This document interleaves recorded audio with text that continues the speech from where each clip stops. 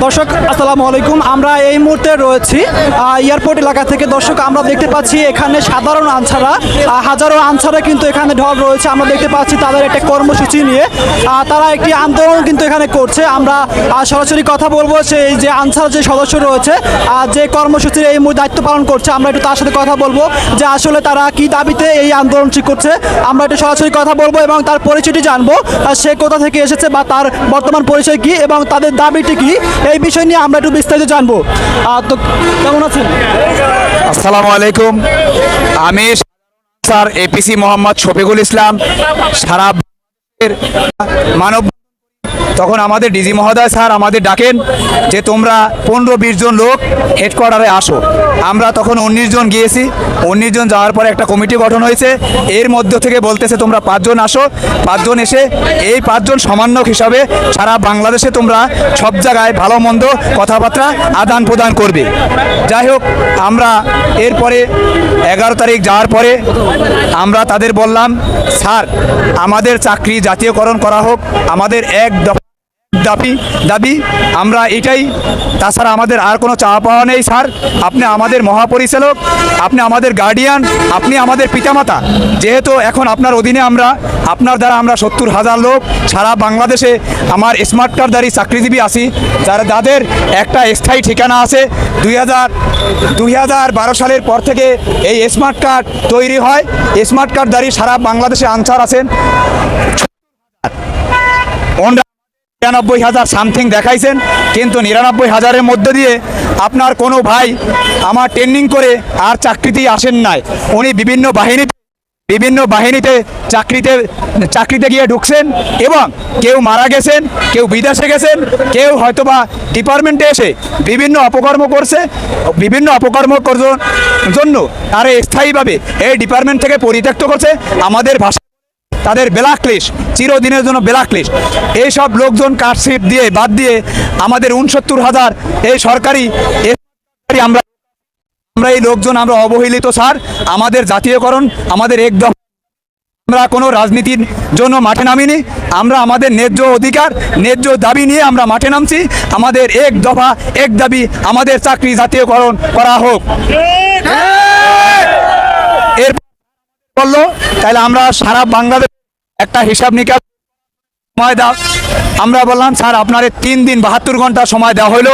এই 3 দিনের মধ্যে আমরা কোনো আন্দোলন করব না, কোনো মানববন্ধন করব না। তখন আমাদের দ্বিতীয় দিনে আমাদের ডাক দিয়ে আমাদের ডিজি মহোদয় এর মধ্যে তাকে বদলি করানো হয়। নূতন ডিজি স্যার আসেন আমাদের মাঝে। ইনি যেদিন আসেন তার পরের দিন আমাদের ডাকার পরে আমরা হেডকোয়ার্টারে আমরা 19 জন সমন্বয়ক যারা আছি এরা আমরা গিয়েছি, কমিটির লোকজন। যাওয়ার পরে আমাদের তারা একটাই বুঝালো যে তোমাদের আমরা আগে চাকরি ছিল 3 বছর, পরে 6 মাস শেষ। সে জায়গা আমার এডিজি নূতন ডিজি স্যারকে পাশে বসে কান পড়া দিচ্ছে আর বলতেছে, স্যার আগে ডিজি স্যার এখন চিঠি নামটা উল্লেখ করে দিল। এডিজি নাজমুল না নাজিম স্যার, হ্যাঁ নাজিম স্যার, এডিজি স্যার, উনি ডিজি বলে প্রকাশ্যে আমরা শুনি সকল সমন্বয়করা যে স্যার যে ডিজি চলে গেছে উনি আগে 6 মাসের জায়গায় 3 মাস নিয়ে আসছে, ওটা একটা চিঠি হয়েছে। এখন ওই স্যারকে নূতন স্যার মন মানসিকতা অত্যন্ত ভালো মনের মানুষ, নূতন ডিজি, কিন্তু উনি চাইলে আশেপাশের যারা আমাদের অফিসার আছে তারা চায় না। সারা বাংলাদেশের 64টা জেলা কমান্ডেন্টের মধ্যে একমাত্র আপনার বগুড়ার জেলা কমান্ডেন্ট আমাদের বিষয় লেখালেখি করছেন যে আনসারের চাকরি স্থায়ীকরণ করা হোক, পারিবারিক রেশন বৃদ্ধি করা হোক।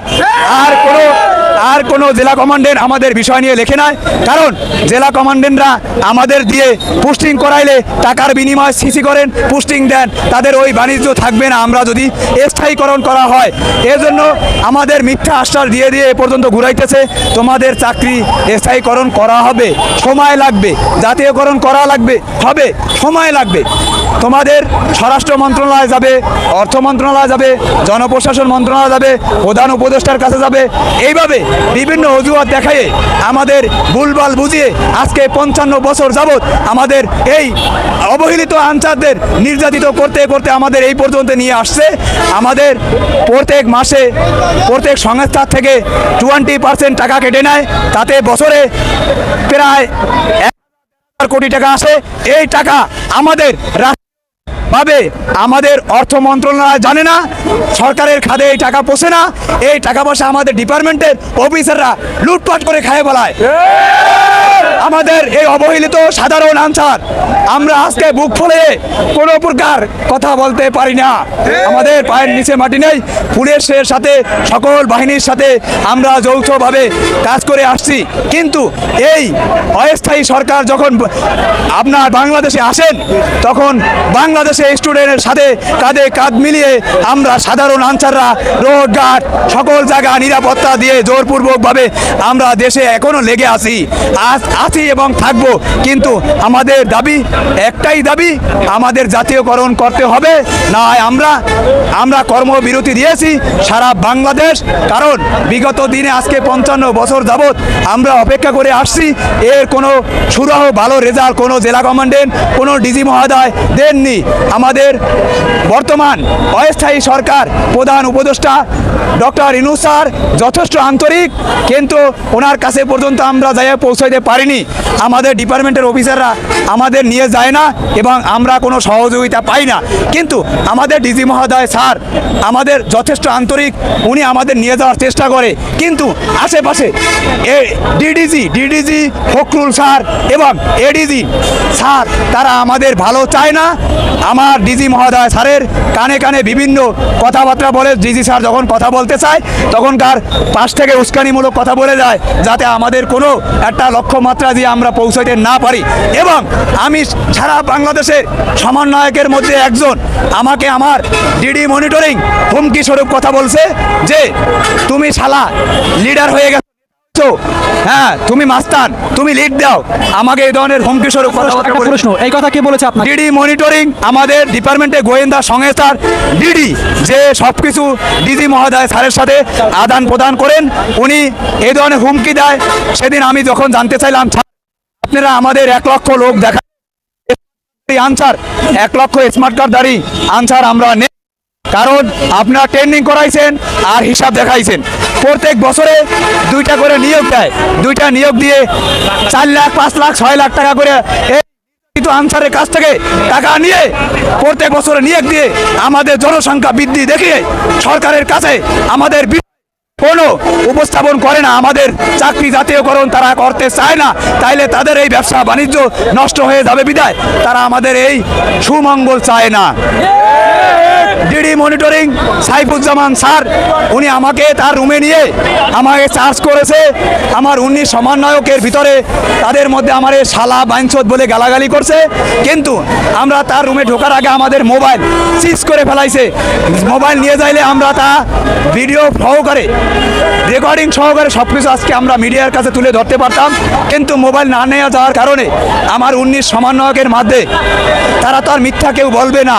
এবং আমাদের বিভিন্ন মনিটরিং আমাদের ডিপার্টমেন্টে বলে মনিটরিং গোয়েন্দা, তারা বিভিন্ন ভয়ভীত দেখায়, বিভিন্ন অপরিচিত নাম্বার দিয়ে ফোন দিয়ে বলে আপনি যদি ভালো চান তাইলে ক্যাম্প থেকে বের হবেন না। আমাদের এই ভয়ভীতি দেখে আমরা যাতে পিছপা দিয়ে সরে যাই, আমাদের ভবিষ্যৎ যাতে অন্ধকার হয়। এবং আমরা যে 19 জন আছি আমাদের বলে আমরা হয়তোবা আমাদের ব্ল্যাকলিস্ট করবে ডিপার্টমেন্ট থেকে, আমাদের বিভিন্ন অজুহাত দেখায় আমাদের ব্ল্যাকলিস্ট করবে, মানে ডিপার্টমেন্ট থেকে পরিত্যক্ত করবে। এই যে আমরা ন্যায্য দাবি ন্যায্য ন্যায় অধিকার জন্য রাজপথে নামছি, এজন্য ওই ধরনের আমাদের কথাবার্তা বলে। কিছুক্ষণ আগে টিআই পলাশ স্যার এয়ারপোর্টে টিআই আনসার যখন অস্ত্র জমা দিতে যায় তখন আনসারে বলে তোরা অস্ত্র জমা দিতে আইছো না, তোদের চাকরি জমা দিতে আইছো। এই ভয়ভীতি দেখে আমাদের আজকে রাজপথে নামতে দেয় নাই। আমাদের যখন পিঠ দেওয়ালের সাথে ঠেকে গেছে আমরা এক পর্যায়ে রাজপথে নামতে আমরা বাধ্য হয়েছি। আমরা এই রাজপথ ছাড়বো না, আমাদের যতক্ষণে চাকরি জাতীয়করণের ঘোষণা না দিবে তার আগে আমরা রাজপথ ছাড়বো না। আজকে থেকে সারা বাংলাদেশে যেহেতু আমরা অবহেলিত আনসার, আমাদের চাকরি স্থায়ী না, তাইলে আমরা কর্মবিরতি দিয়েছি। হয় আমাদের ডিপার্টমেন্টের অফিসাররা হয় আমাদের মেরে ফেলবে, না হয় আমাদের চাকরি জাতীয়করণ করবে। ঠিক আছে, ধন্যবাদ।